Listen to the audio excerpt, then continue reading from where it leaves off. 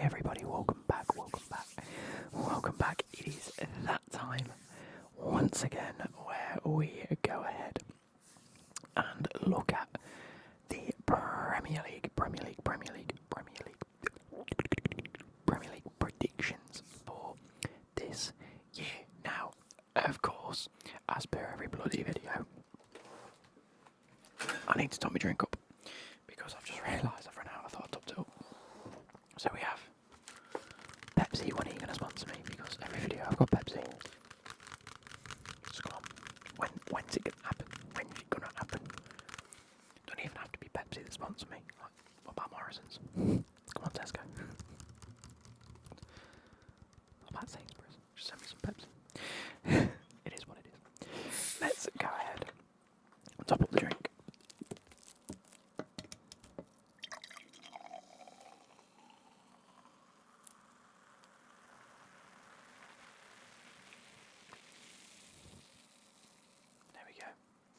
I might shut my door, just in case Becky's on her phone or watching telly. Bash, there we go. So, I've actually got quite a few videos recorded. Oh, I was out yesterday at Donington Park for Convoy in the Park with Team Brick Racing, which was pretty cool. I work for Motability, you guys might or might not know, and we sponsor them. So we got free tickets to go for staff, and then we paid for family members to go, obviously.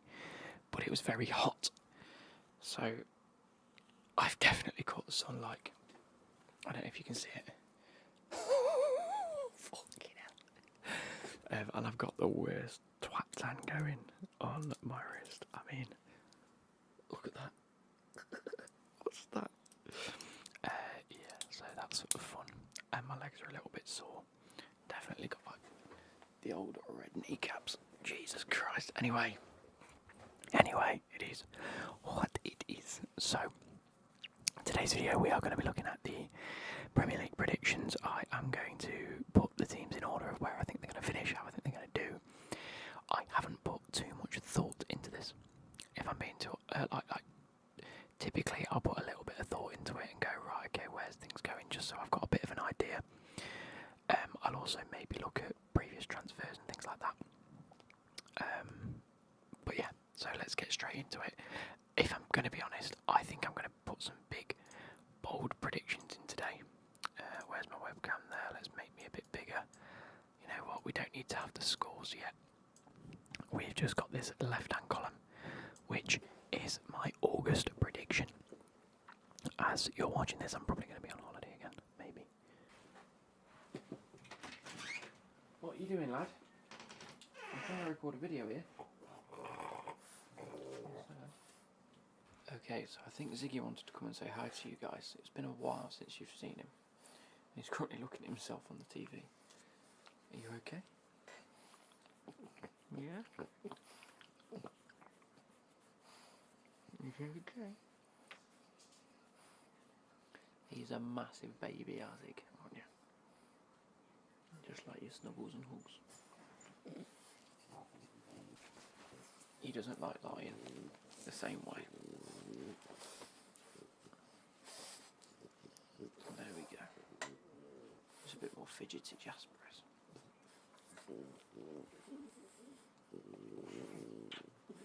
Come on then. I'll let you pop down.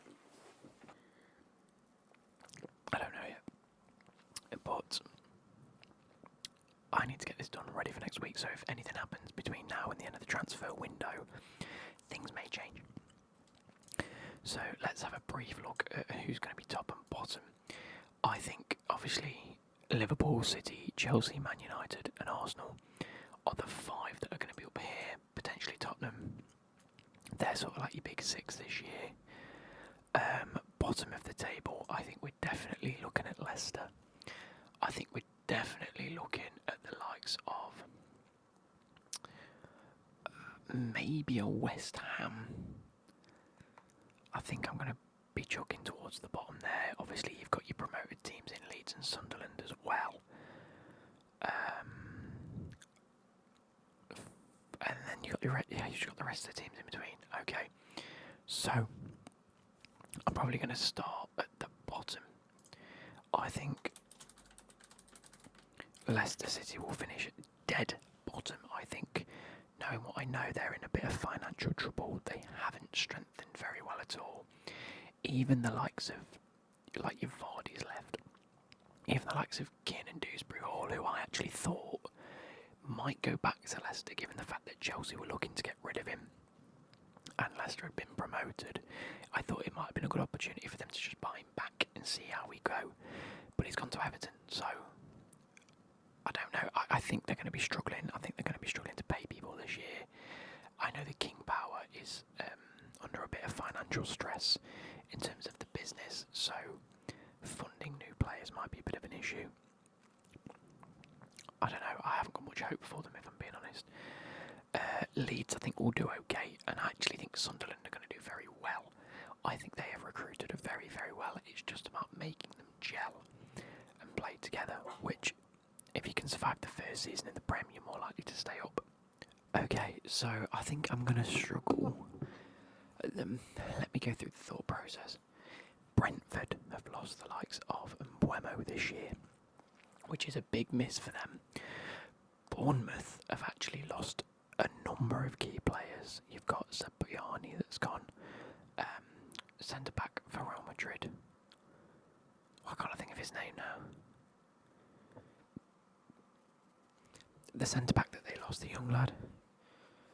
I'm blanking on his name completely. They've lost a few key players, so I think Bournemouth might be in a bit of trouble this year. Brighton, I think, are okay. But they have also lost like João Pedro, and he's massive for them. Oh, and they might be losing Belieber as well if he ends up going to Man United. Crystal Palace have got Europe, whether it's Conference League or not, and that always has its effect, as does Nottingham Forest. And I think Nottingham Forest, I think they've done very well to keep some of their bigger players, but they haven't really strengthened majorly. They haven't gone for a massive player, so I think it's going to be a bit tough for them. Everton are always hit and miss. I think I'm going to start at the top. I've put Leicester in because I'm guaranteed, I'm convinced that they're finishing bottom. I think Liverpool are going to win the league. I think they're going to absolutely trounce the league this year. They've kept Salah, they've kept Van Dijk. They might have lost Trent, but they have strengthened so well in Frimpong. They've also got Kirk as at left back, so that's strengthening even further. Verts, Ekitike, huge players for them. Second place, I'm going to put Arsenal. I think now that they've got Gyökeres up top, I think he can really get firing, and I think that's the missing piece of the puzzle. And if not, Havertz is still there to like revert back to the system they used this year. Man City are always a team to keep an eye out on, so I think that's fair to say that Man City can finish third. I am going to put Man United next, because I think that without any European competition, a massive, massive undertaking by Amorim. He has Benjamin Sesko now. They have midfielders. They have defenders. Lenny Yoro's into his second season. They've got rid of the likes of Rashford. Garnacho looks like he's coming to Chelsea. They've got rid of some of them troublesome players, and I use that inverted because that's what we're being told. So potentially, I don't know. They have to focus solely on the league and winning a cup, and that's it for them. And I'm going to put Chelsea into 5th place. I think Chelsea have got a good, solid team now. I'm not expecting the world. I'm not, just because we've won the Club World Cup, I'm not expecting us to go and win the league or win the Champions League. What I'm expecting this season is a Champions League place at a minimum. Obviously, we know we have 5 places now in the Champions League. I want a good showing, maybe the quarterfinals of the Champions League with the team that we've got. And I'd like a decent cup run, whether that's FA Cup or Carabao Cup. I want this year specifically, and I don't think this year I want trophies because we've gone and won the Conference League and we've won the Club World Cup. Trophies only mean so much. Like, once you start winning them, you're fine. I want consistency from Chelsea this year. I want consistent, solid performances. I don't want to face a team like a Crystal Palace or a Leeds or a Brentford and think, wow, we've just been blown away by them because the team just hasn't turned up that day. I want consistency. In sixth place, I'm putting Tottenham. I think that, again, they got Champions League football. They do, don't they? Because they won the Europa League, which means they get Champions League football. Okay. So I think that's going to affect them quite a bit. I think that James Maddison being out for so long is going to cause havoc for them because when he came back, they actually started to look okay again. They had a lot of injuries last year, and I think that squad depth might get to them a little bit. Obviously, Heung-min Son's now left. Does open the door for a few new players. They've got Thomas Frank in charge, and I do like him as a manager. But to me, it reminds me of when Graham Potter came to Chelsea. Like, their whole ethos is to build a squad and like a project. And I'm not sure he'll necessarily get that at Tottenham the same way Graham Potter didn't get it at Chelsea. So it's a bit of a weird one. I think. Let me just tick off the ones I've done. So, Man City, Arsenal, Liverpool, Man United, Tottenham, Chelsea. I'll just fill in like a light red. Oh no, I've done that. There we go. So that leaves Aston Villa and Newcastle, as well as the likes of Brighton for them top spots in the 7th, 8th and 9th. I think Newcastle are going to really struggle this year. They've lost Callum Wilson. They've lost...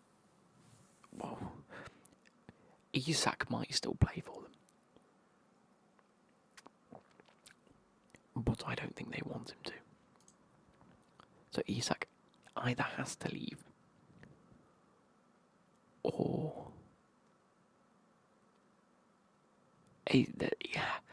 at least at the minute that the season starts next week. If he's not in the starting 11 next week, there's trouble on the horizon for them because it just won't play. I'm going to put Aston Villa in here. I think Newcastle might finish 9th. I think they're going to have an unbelievably terrible start to the season. They've got the likes of Ilanga. They're struggling for the majority of their transfer targets this year. And it's tough. And I'm probably going to put Brighton in here. They've lost a few players. But Brighton are one of them teams where they'll lose a Belieber. They'll lose Caicedo, replace him with Belieber. They'll lose Belieber, replace him with the next young up-and-coming talent who will just fit the system and play really, really well. And Brighton are consistently good. So I'm going to put that there. I also feel a bit harsh on Crystal Palace here because, again, I think they've got a very nice system that they've built. Brentford have lost players, Bournemouth have lost a lot, Everton, West Ham, not so much Leeds. So this is where it gets a bit tricky for the rest of the table, you see. Leicester I've already put in.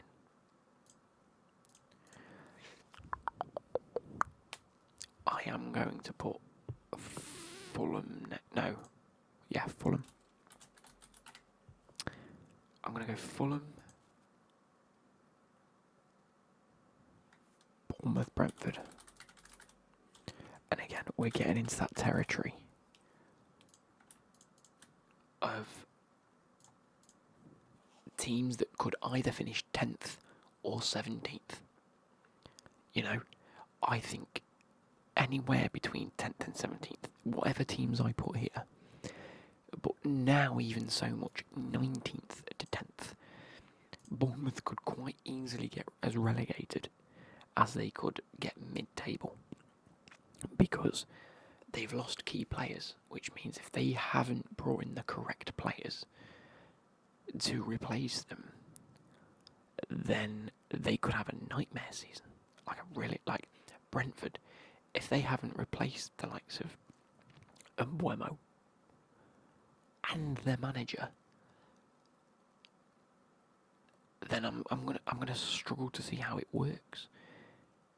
So they could quite easily, but at the same time, they've sort of solidified that place in the Premier League now, where they've got a level of talent and a level of pull where they can just pick from them off leagues like the Eredivisie and the Portuguese league, and sort of start picking up some of the really good up and coming talent, which for the likes of your Bournemouth and Brentfords and potentially Brighton, they're the project clubs that these players will be looking at and thinking, yeah, let's get a solid start in the Premier League and then make a bigger money move.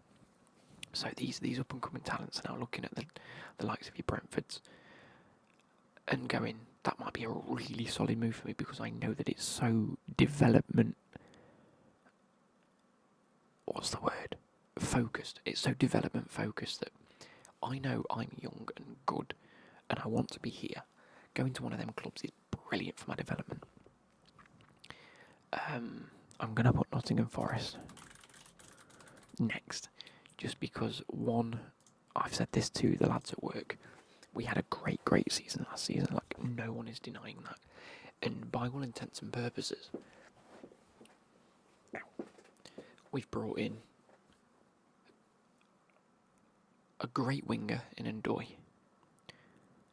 We've kept Morgan Gibbs-White. We've kept Murillo and Milenkovic. We've kept Danilo. We've brought in one or two others like João, what's his name, the Brazilian striker. Igor Jesus, who again could be very good in the Premier League. So we have strengthened, and what I like to have seen from Forest is we look to have given ourselves a little bit more squad depth, ready for the European competition that they're in. But European competition often means a lot more games, travel, much more rotation, and so the league tends to take a bit of a hit because of it. So I've said I'm happy for this year if Nottingham Forest give themselves a half decent showing in the Europa League or Conference League, depending on how that ends up. A good cup run and a mid-table finish. Don't get relegated. Don't do that. I mean, you saw it with West Ham. West Ham won the Conference League and finished, was it 17th or 16th? So it happens to these types of clubs. They get a European competition out of nowhere. They tend to give themselves a good run in it because you get more money for it. So yeah, I think Forest are going to finish down here. So let's chuck Forest there. I've got to go Crystal Palace next, haven't I? I'm sorry. I feel bad for Crystal Palace. Crystal Palace next. They could quite easily get 8th. I am a big fan of Crystal Palace. I don't really like the sort of politics that are happening between Forest and Crystal Palace. I must say I'm a bit... What's the correct word? As a quite a big fan of Forest, I'm quite disappointed at how we've treated Crystal Palace, but at the same time, from a business standpoint, I can completely understand it. Like, if you're trying whatever you can do to get into that competition that's within the legal limits, then you're going to do it, aren't you? And then I'm going to go Everton, Leeds. No. Yeah. Sunderland. This is massive. Everton, Leeds, Sunderland. I think we've had 2 years in a row now where the 3 promoted sides have gone down. I don't think that will continue. I think we're going to have new relegations this year, and it's boiled down to West Ham and Wolves. I don't like that. I don't like West Ham getting relegated. Let's have another think about that. I think they're going to be close. Oh, there we go.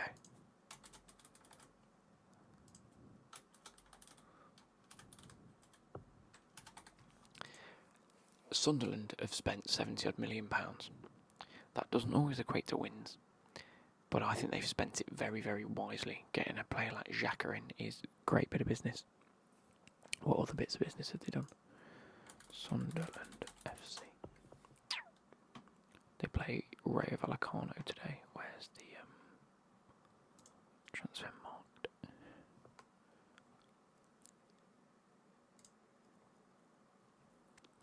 They have brought in Habib Diarra from Strasbourg, Adingra from Brighton, Enzo Lefebvre, Talbi, Sadiki, Granit Xhaka, and Robin Roofs. 2 players have brought in Mark Gui on loan from Chelsea. I like him a lot. And Reynaldo Mandava from Atletico Madrid. They've brought in Reynaldo on a free transfer. Again, I think they've done really, really solid bits of business. I know they've spent 141, but they've got 40 back, so they've spent 98.9 million.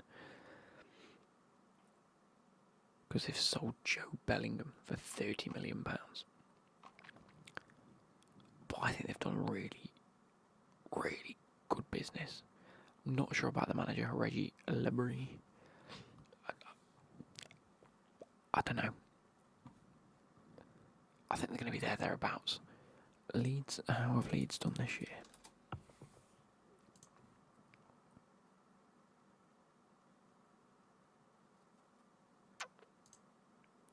It wants to load. They've brought in Anton Stack, Jakob Bijol, Lucas Perry, Sean Longstaff, Gabriel Goodmanson. And they've still got Daniel Farke, who was terrible at Southampton. They've also got rid of Christensen, Firpo and Avoba. I'm not convinced.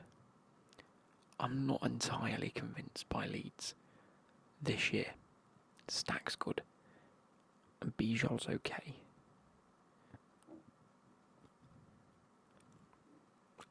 I'm not entirely convinced by Leeds. And Wolves have obviously lost Matheus Cunha. So I think, who have they brought in? Strand Larson, Fer Lopez, Arias and Wolf.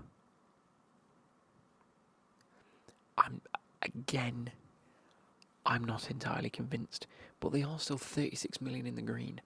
We might start to see some more transfers from them. John Arias, is he actually signed? He has signed.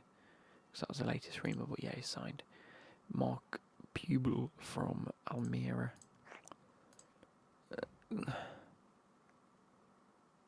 A lot of good players. I hope Ryan Aït-Nouri's gone to Man City, obviously.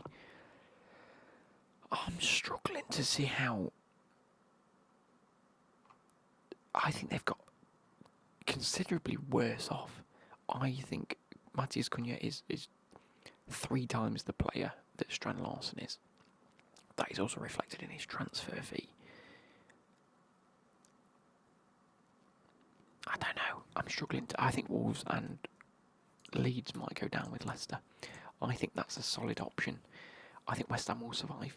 I think they're going to have another mid-season and then just tail off and cause a lot of people to have a meltdown. I think Sunderland have recruited well. I think Everton have recruited relatively well. I think Dewsbury Hall was a very good addition for them. They're also looking at Jack Grealish. I think that's a great addition for them. Crystal Palace, good. They've got a really solid team. They've managed to keep a lot of their players this summer. Forest, again, I think are a great side anyway. I think they've got a really solid foundation.